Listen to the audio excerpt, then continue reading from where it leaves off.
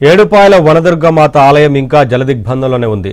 Singur project నుంచి 96,000 క్యూసెక్ల నీటిని విడుదల చేస్తుండటంతో మంజీర నది ఉధృతంగా ప్రవహిస్తోంది. దీంతో వనదుర్గమాత ప్రధాన ఆలయం ఇంకా వరద నీటిలోనే ఉండడంతో ఆలయ అర్చకులు రాజగోపురం దగ్గర ఉత్సవ విగ్రహానికి పూజలు నిర్వహిస్తున్నారు.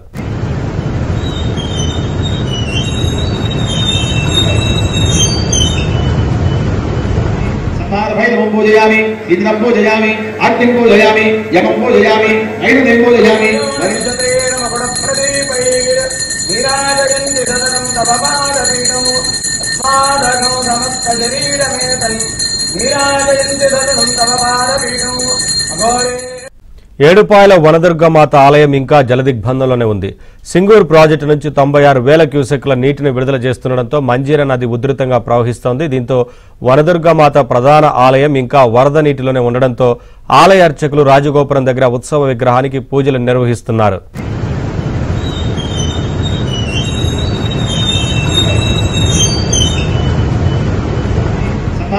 पूजयामि इंद्रं पूजयामि अग्निं पूजयामि यमं पूजयामि नैवेद्यं पूजयामि वरिष्ठतेन मकुटप्रदीपैर् नीराजयन्ति सततं तव पादपीठम् अस्मादघं समस्तशरीरमेतन् नीराजयन्ति सततं तव पादपीठम् अघोरे